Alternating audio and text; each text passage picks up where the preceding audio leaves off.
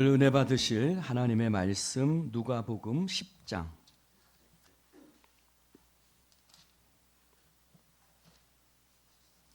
25절부터 37절까지 말씀입니다.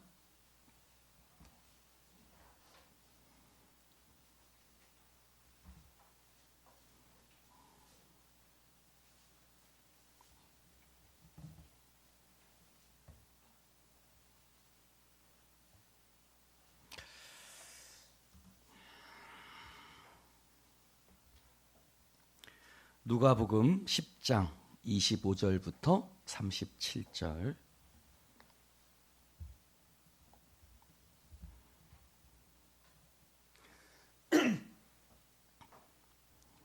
교독해서 읽겠습니다. 누가복음 10장 25절부터 37절입니다.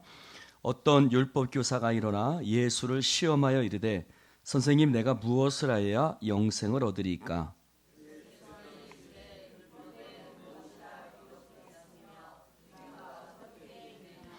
대답하여 이르되 내 마음을 다하며 목숨을 다하며 힘을 다하며 뜻을 다하여 주 너의 하나님을 사랑하고 또한 내 이웃을 내 자신같이 사랑하라 하였나이다.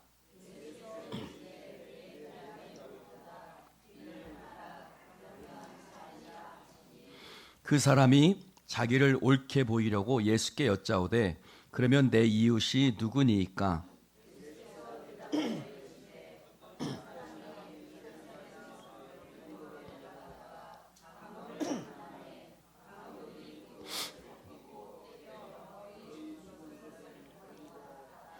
마침 한 제사장이 그 길로 내려가다가 그를 보고 피하여 지나가고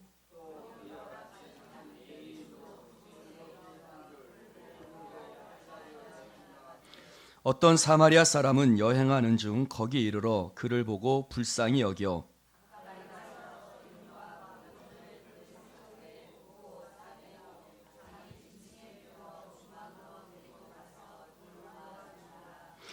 그 이튿날 그가 주막 주인에게 데나리온 둘을 내어주며 이르되 이 사람을 돌보아 주라. 비용이 더 들면 내가 돌아올 때에 갚으리라 하였으니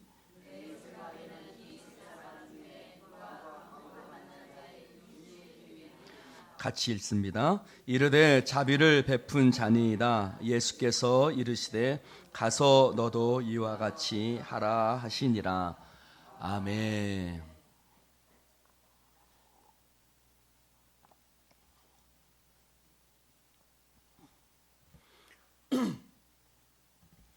오늘 이 말씀은 우리가 너무나 잘 아는 선한 사마리아인의 비유입니다. 어떤 사람이 예루살렘에서 여행을 하는데 여리고로 내려가고 있었지요. 여리고로 내려가다가 강도를 만납니다. 강도를 만나고 그가 가진 모든 것을 빼앗깁니다. 근데 그 강도들이 이 사람의 옷을 벗기고 때려서 거의 죽을 정도까지 때려 눕힌 후에 그만 버리고 강도들은 돈만 빼앗고 가버리고 말지요. 이 사람은 길가에 버려져 죽어가는 불쌍한 인생이 불쌍한 형편이 되고 말았습니다. 그런데 그 쓰러져 있는 그 사람 곁으로 누군가가 지나갑니다. 첫 번째 누가 지나가냐면 제사장이 지나갑니다. 근데 제사장이 지나가는데 어떻게 해요? 그냥 보고 지나갑니다. 그렇죠? 그를 보고 피하여 지나갑니다. 두 번째는 레위인이 지나갑니다.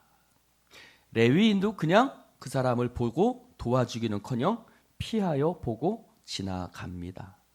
아무도 그를 돌보아 주지 않지요.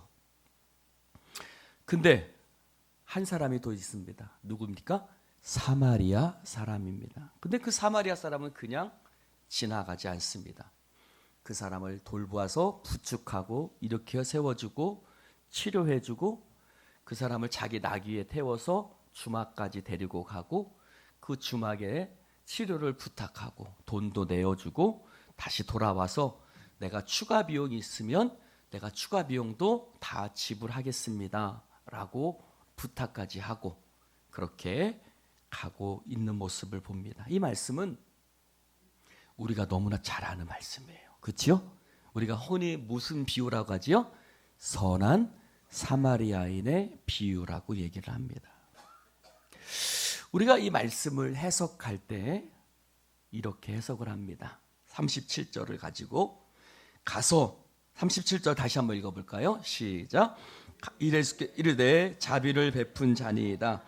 예수께서 이르시되 가서 너도 이와 같이 하라 하시니라. 이 말씀 때문에 우리도 강도 만난 이웃을 도와야 된다라는 말씀으로 우리가 이 말씀을 교훈으로 알아듣습니다. 그러나 이 말씀은 교훈일까요? 가서 너도 선한 사마리아인처럼 이웃을 도와줘라 라는 이 말씀일까요? 그러나 사실 이 말씀에는 복음이 숨겨져 있습니다.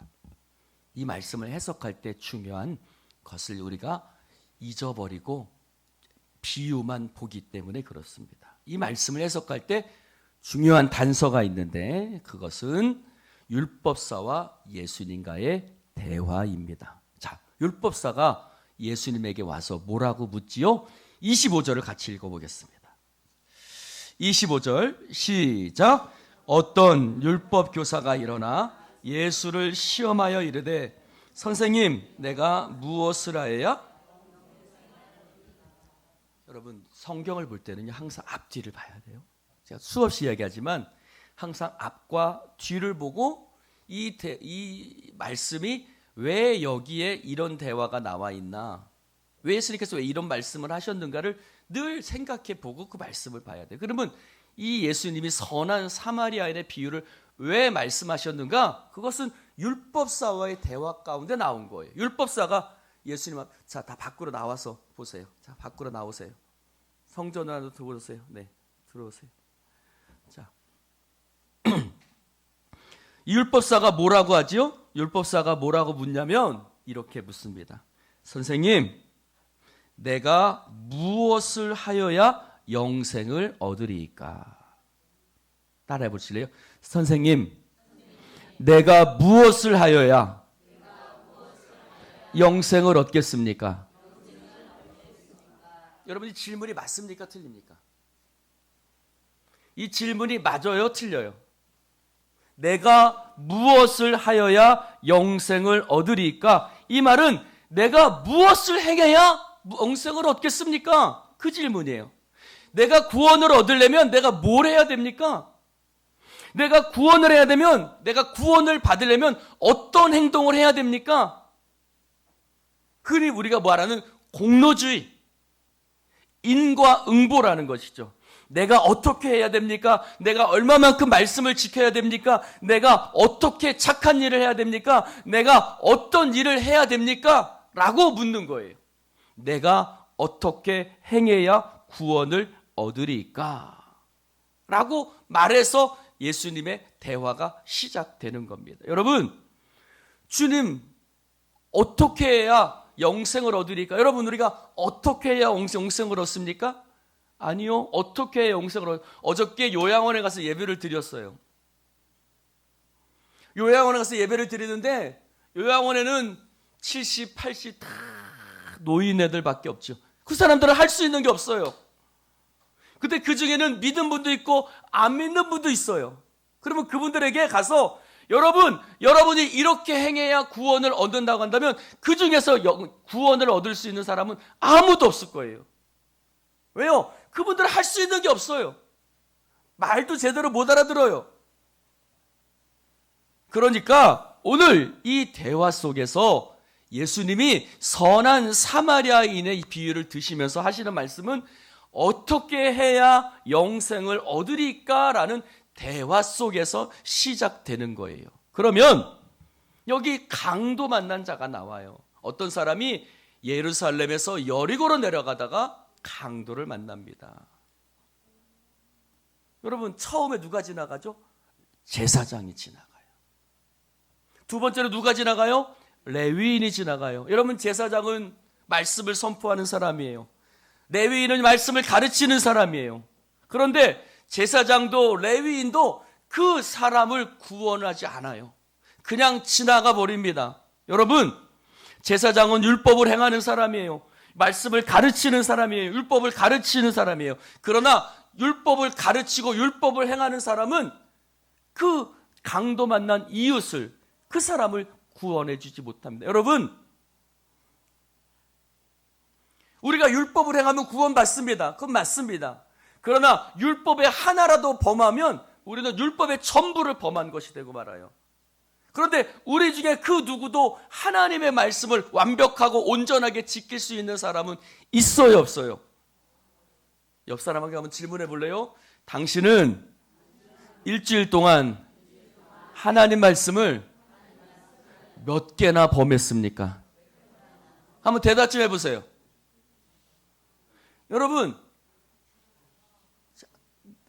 정송재 장로님 하나님 말씀을 몇 개 정도, 내가 장로님 찬양하는 모습을 보니까 장로님 완벽하게 하나님 말씀을 지키셨으리라 믿어 의심치 않습니다 라고 말하지만 장로님의 표정을 보니 그렇지 못하지요. 남성식 장로님은요, 말씀을 맨날 기록하시고 새벽 예배 드리고 하시는데 말씀 완벽하게 지키며 사셨죠? 저한테 한번 질문해 보세요. 박 목사는요?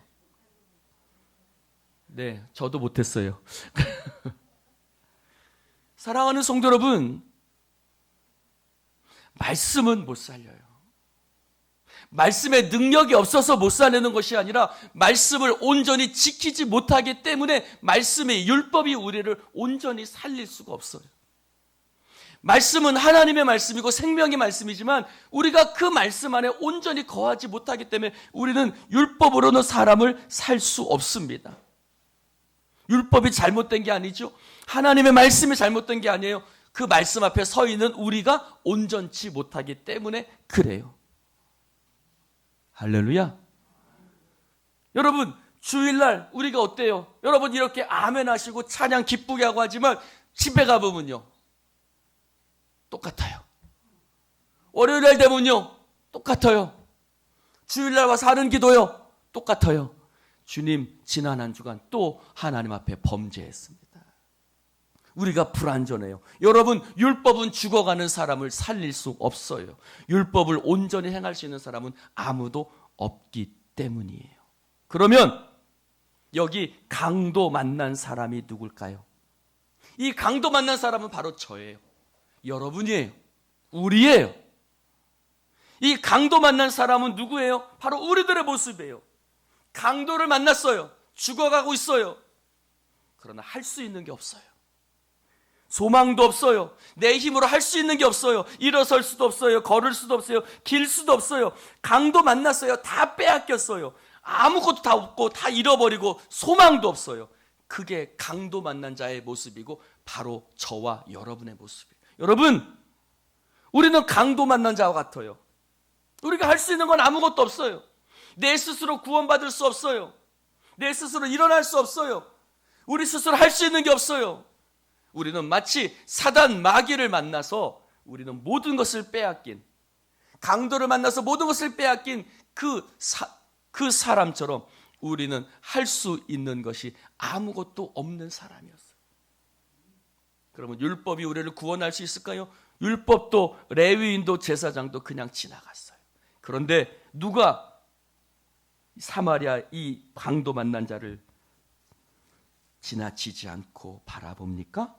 어떤 사마리아 사람이라 그랬어요. 오늘 말씀해 보니까 사마리아 사람은 여행하는 중 거기 이르러 그를 보고 불쌍히 여겼다 그랬어요. 여러분, 사마리아 사람은 불쌍히 여겼어요. 여러분, 불쌍히 여겼다는 말이 뭔지 아세요? 불쌍히 여겼다는 말은 스플랑크니조마이라는 뜻인 말인데 어려운 말은 안 하셔도 됩니다. 이 말이 뭐냐면 불쌍히 여긴다는 말은 창자가 끊어질 정도로 고통을 느끼는 거예요. 이 누워서 아무것도 하지 못하는, 내가 그냥 지나가면 이 사람을 죽을 수밖에 없는, 일어서지도 못하고 어떻게 움직이지도 못하는 이 사람을 바라보면서 이 사마리아인은 마치 창자가 끊어질 것과 같은 고통을 느꼈다는 거예요. 할렐루야. 히브리서 4장 15절에 말하고 있어요. 우리에게 있는 대제사장은 우리 연약함을 동정하지 못하실 리가 아니요 우리 모든 일에 우리와 똑같이 시험을 받으신 이로되, 이 말씀을요 개역 한글에서 뭐라고 썼냐면요, 우리에게 있는 대제사장은 우리 연약함을 체휼하지 아니하는 자가 아니로되 라고 말하고 있어요. 여러분, 바로 체휼이 바로 불쌍히 여기는 거예요. 예수님은요 저와 여러분을 보면서 마치 당신의 창자가 끊어질 정도의 고통을 느끼시는 분이 바로 예수 그리스도이신 줄로 믿습니다.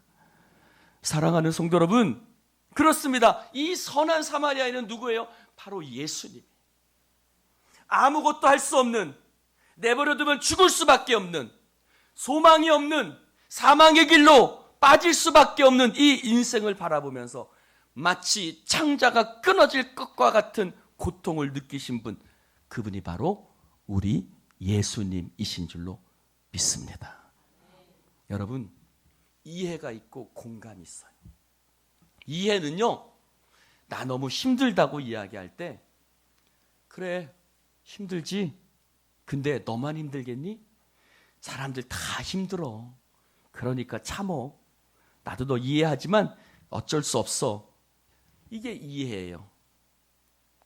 공감은 뭘까요?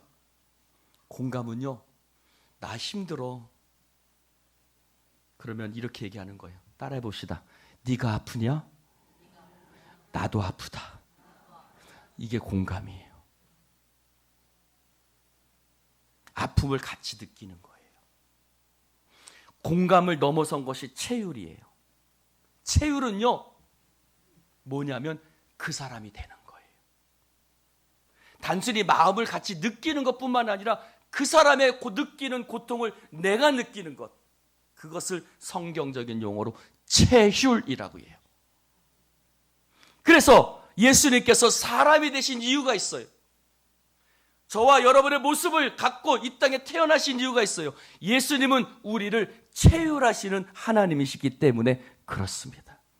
그래서 우리의 모든 고통을 이해하시고, 예수님은 우리의 모든 고통을 공감하시고, 우리의 모든 고통을 창자가 끊어질 정도로 체휼하시는 분이시기 때문에 우리의 모든 죄를 뒤집어쓰고 예수님 십자가 위에서 죽으신 줄로 믿습니다.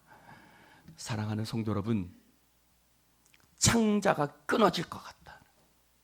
그래서 마태복음, 마가복음, 누가복음, 요한복음, 복음서에 보면요, 이 스플랑크 리조마이라는 단어가 무려 12번이나 나와요. 예수님이 지나가시다가 눈먼 자를 보고 불쌍히 여기셨다고 그랬어요. 그때도 예수님이 창자가 끊어질 정도로,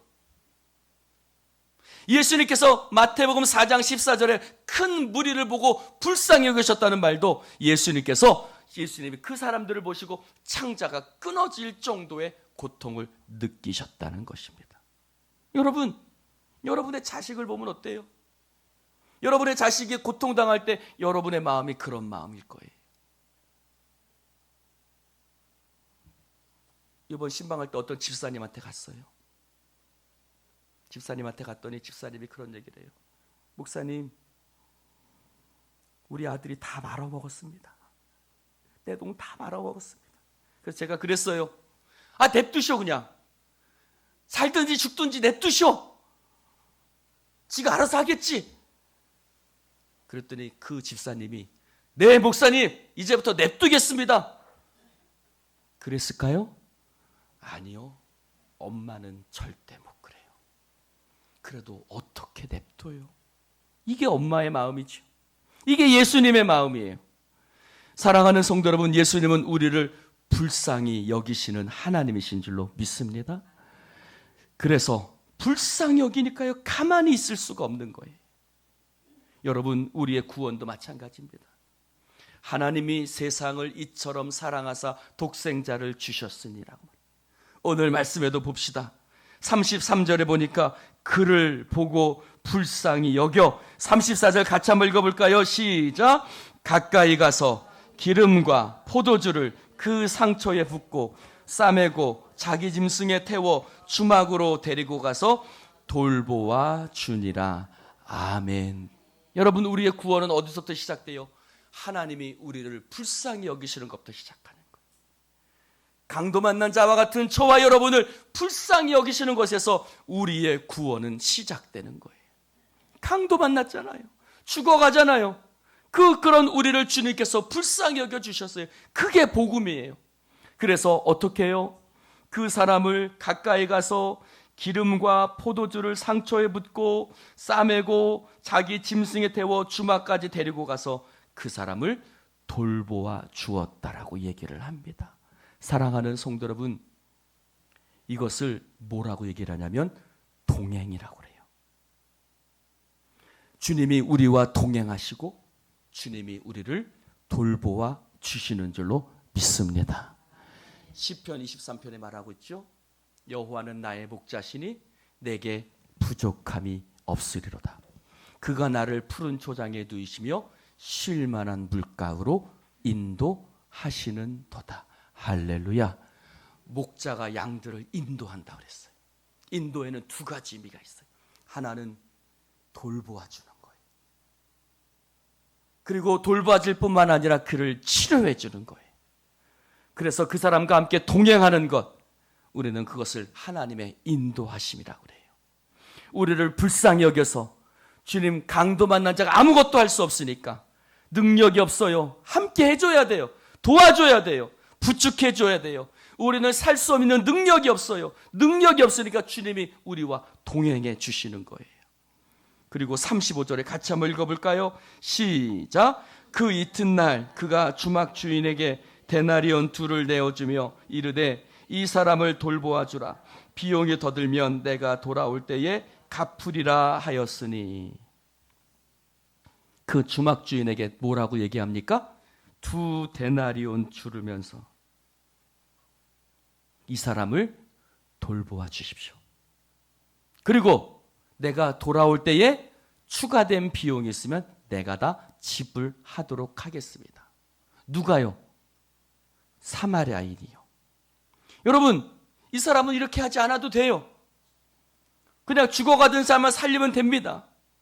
그런데 오늘 이 사람은 이 사람의 숙박비까지 다 치러주고 죽어가던 자가 살릴 수 있도록 값을 다 치러준 줄로 믿습니다.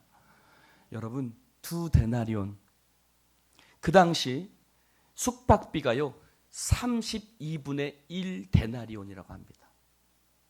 그러니까 이 사람은 2 데나리온이면 약 2달에서 3달치 정도의 숙박비를 다 주고 간 거예요.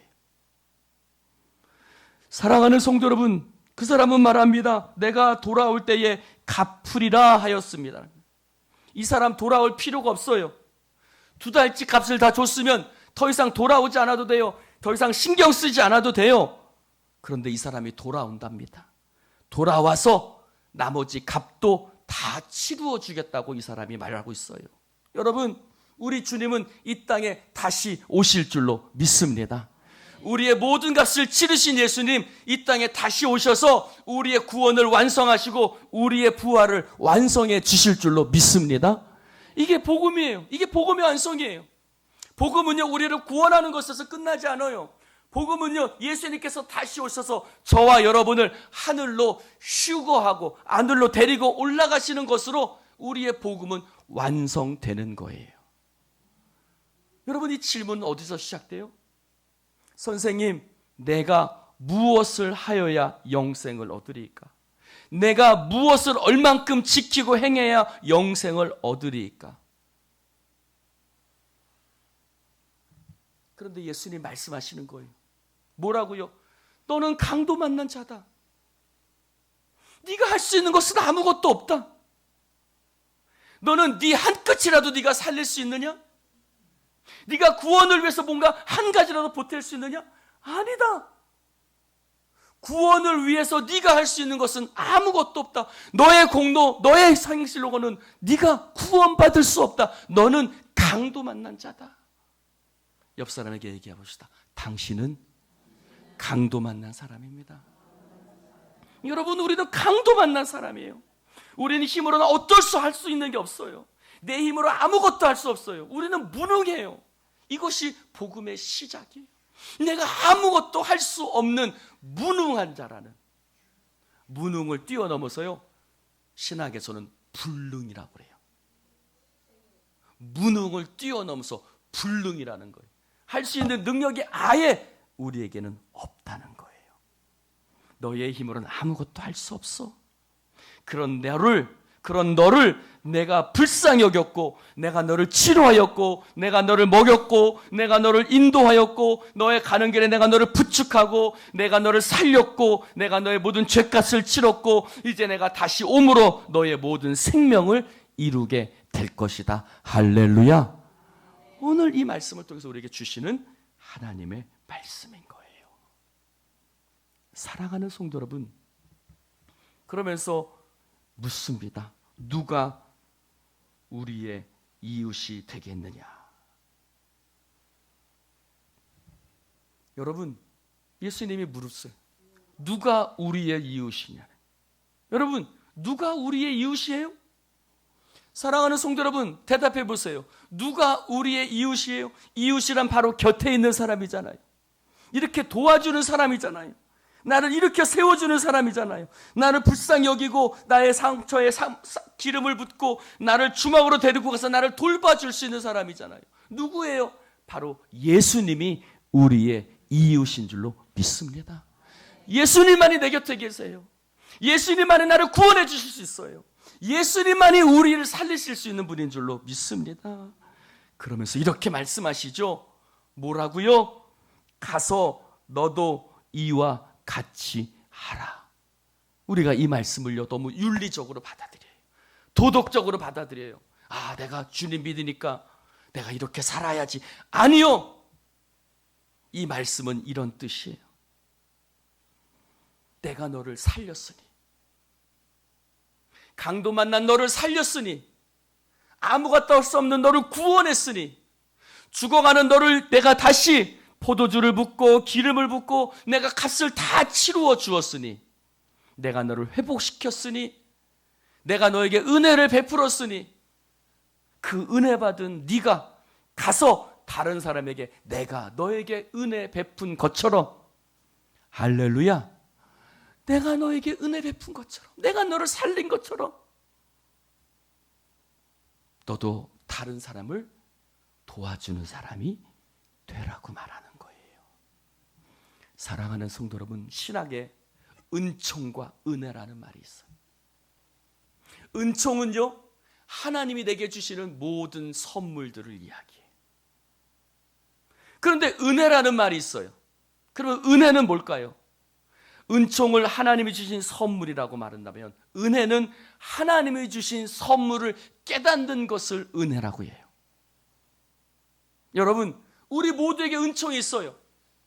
저와 여러분 모두에게 하나님의 은총이 있어요. 하나님이 여러분에게 구원해 주셨고, 하나님이 여러분을 도와주셨고, 우리에게 모두 새 생명 주셨어요. 그런다 그 은총을 다 받았지만 은혜가 누구에게나 있지 않아요. 하나님이 내게 주신 것을 깨닫는 사람, 내게 생명 주셨고, 나를 살려주셨고, 나를 구원해 주셨고, 나에게 영원한 생명을 주신 것을 그 깨닫는 마음, 그것이 바로 은혜예요. 할렐루야. 여러분에게 은혜가 있습니까? 우리에게 은혜가 있습니까? 사랑하는 성도 여러분, 은총은 매일매일 우리가 삶 가운데 주어지고 있지만 그것을 매일매일 깨닫는 사람은 많지 않아요. 주님이 나를 치료해 주셨고, 주님이 내 삶에 도와주셨고, 주님이 나를 위해서 모든 값을 치러주신 것을 깨닫는 마음, 그 은혜가 여러분 가운데 있기를 주님의 이름으로 축원을 드립니다. 여러분, 이 강도 만난 자가 한번 생각해 보세요. 자기가 예루살렘에서 여리고 내려가다가 강도를 만났어요. 다 빼앗겼어요. 죽도록 매를 맞았어요.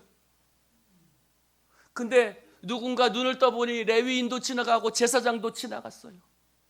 근데 생판 알지도 못하는, 그것도 이방인이었던 사마리아인이 자기를, 상처를 치료해주고 나귀에 태워주고, 그리고 자기를 주막까지 태워다줘서 그 사람의 모든 숙박비와 치료비까지 다 지불해 주었어요.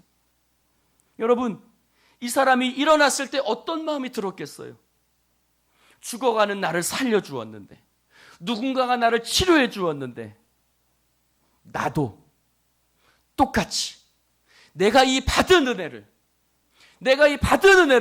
나도 다른 사람들에게 내가 베풀며 살아야 하겠다라는 그런 마음이 들지 않았겠습니까?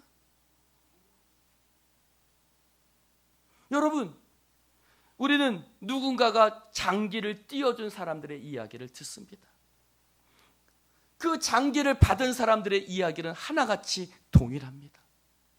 죽어가던 나를 누군가의 희생으로 내가 그 사람 덕에 내가 살았으니 이제 나도 그 사람처럼, 나에게 장기를 띄워준 그 사람처럼 나도 누군가를 돕는 사람이 되겠습니다 하는 것이 모든 사람의 동일한 이야기입니다. 마찬가지입니다. 이 강도 만난 자는 일어났을 때 그 은혜가 얼마나 컸겠어요. 아무 상관없는 나를 살려준 그 사람의 그 은총을 그는 깨닫는 그 은혜가 있었고, 그 은혜를 통해서 그는 다른 사람을 돕는, 그래서 주님 말씀하십니다. 가서 너도 이와 같이 하라. 할렐루야. 어떤 목사님 교회에 성도님이 있었답니다. 머리 안쪽에 악성 종양이 있었다. 악성 종양이 있는데 이 악성 종양 암이죠. 근데 이분이 지금까지 아주 한국의 제일 좋은 회사에서 정말 잘 나가시던 분이었어요. 평생 자기만을 위해서 살아오던 분이었어요. 물론 믿음은 있었지만 성공을 위해서 이 사람이 열심히 살다가 자기만을 위해서 살아왔는데, 인정받기 위해서 살다 왔는데 어느 날 암이 걸린 거예요. 암을 발견한 날 이 사람이 마음속에 이런 생각이 들었대요. 하나님이 나에게 스톱을 거셨구나. 하나님이 나에게 스톱을 거셨구나. 이제부터 내가 주님과 함께 살아야겠다. 이런 생각이 들었대요. 그래서요, 암이 걸려서 판정이 됐는데도 교회에 있을 때 이 이분의 얼굴이 늘 환하더래요. 얼마나 열심히 기쁜 마음으로 봉사를 하는지. 그래서 목사님이 이 집사님을 보고 이렇게 얘기했대요. 집사님, 제가 집사님을 오랫동안 봤는데 집사님이 지금이 전성기입니다. 집사님이 세상에서 잘 나갈 때가 전성기 같지만 그 지금 아무도 알아주지 않고 아무도 누구도 인정해주지 않지만 지금 주님과 동행하시고 주님의 붙들림 가운데 살아가는 집사님의 지금 모습이 집사님의 전성기입니다. 할렐루야. 그렇게 말씀하셔요. 집사님 전성기가 뭡니까? 세상에서 잘 나가는 게 전성기가 아니라 하나님이 나를 붙들고 살아가는 시간이 전성기잖아요. 그러니까 이분이 아멘 하시더래요. 그러면서 한 가지 얘기를, 이 목사님의 머리를 띵 치는 이야기를 하더래요. 뭐냐면 머리가 또 이상해서 갑자기 어느 날 통증을 느껴서 병원에 갔더래요. 병원에 갔더니 근데 그 의사가 이 사람의 손을 붙잡으면서 이렇게 얘기를 하더랍니다. 축하합니다. 이제 괜찮아졌습니다. 그래서 너무너무 감사했대요. 근데 의사가 또 이렇게 얘기를 하더래요. 근데 완치는 아닙니다. 이 병은 완치는 없습니다. 다 치료는 됐지만 완치는 아닙니다. 라고 얘기를 하더래요. 근데 그 집사님이 이렇게 고백을 하시더래요. 목사님, 완치가 아니어서 감사합니다. 만약에 완치가 됐다고 한다면 저는 그때부터 또다시 하나님을 떠나서 살았을 거예요. 만약에 완치가 됐다고 하면 저는 또다시 옛날처럼 세상의 성공을 위해서 살았을 거예요. 그런데 완치가 아니니까 매일매일 하나님 붙들며 살아갈 수 있게 해주시니 감사합니다. 할렐루야. 이 집사님의 고백이 이 목사님의 머리를 띵 쳤대요. 그러면서 이 말씀이 생각이 났대요. 한번 볼까요? 같이 한번 읽어봅시다. 시작. 나에게 이르시기를 내 은혜가 내게 족하도다. 이는 내 능력이 약한 데서 온전하여 짐이라 하신지라. 그러므로 도리어 크게 기뻐함으로 나라 여러 약한 것들에 대하여 자랑하리니 이는 그리스도의 능력이 내게 머물게 하려 함이라. 아멘. 사도 바울이 육체의 가시를 가질 수 있어서 그 육체의 가시를 남겨주신 하나님께 감사하고 거기서 온전해진다고 고백했던 것처럼 이 집사님은요, 자신이 강도 만난 사람이라는 것을 아는 거예요. 내가 약할 때 강함을, 내가 온전히 주님만을 붙들 때 내가 온전해질 수 있음을. 할렐루야. 사랑하는 성도 여러분, 강도 만난 자는 아무것도 할 수 없는 거예요. 오직 주님만이 그의 삶을 살릴 수 있는 거예요. 그는 자신이 강도 만난 자라는 걸 한 거예요. 그 주님이 붙들 때, 주님의 도우심 가운데 있을 때 그 삶이 온전해질 수 있다는 것을 그는 깨닫고 고백했던 거예요. 사랑하는 성도 여러분, 내가 약할 때 주님이 강하시고, 내가 부족할 때 주님이 우리를 온전히 만들어 가시는 줄로 믿습니다. 여러분, 주님이 나를 태우고 가시지 않으면, 주님이 나를 회복하시지 않으면 나는 아무것도 아닌 존재예요. 그것을 이 사람은 깨달은 거예요. 사랑하는 성도 여러분, 우리가 바로 강도 만난 자들이 주님 없이는 아무것도 아님을 고백하는 우리 모두 되기를 주님의 이름으로 축원을 드립니다. 기도합시다. 하나님 아버지, 감사합니다. 오늘 주님 말씀을 함께 나눌 수 있도록 축복해 주시니 감사합니다. 성령이여 기름 부으소서. 내가 강도 만난 자입니다. 나는 아무것도 할 수 없는 사람임을 고백합니다. 오직 주님만이 내 능력이시오, 오직 주님만이 내 삶의 모든 것이심을 고백합니다. 성령이여 기름 부어 주셔서 날마다 주님과 동행하며 살아가는 인생 되어지게 하여 주시옵소서. 약할 때 강함 되시는 주님, 오히려 육체의 가시가 나를 주님으로 말미암아 함께 동행할 수 있도록 역사하게 하시는 아버지, 감사합니다. 하나님, 내 삶의 연약함이 감사하고 그 은총을 깨닫는 은혜를 우리 가운데 허락하여 주시옵소서. 예수님의 이름으로 축복하며 기도드리옵나이다. 아멘.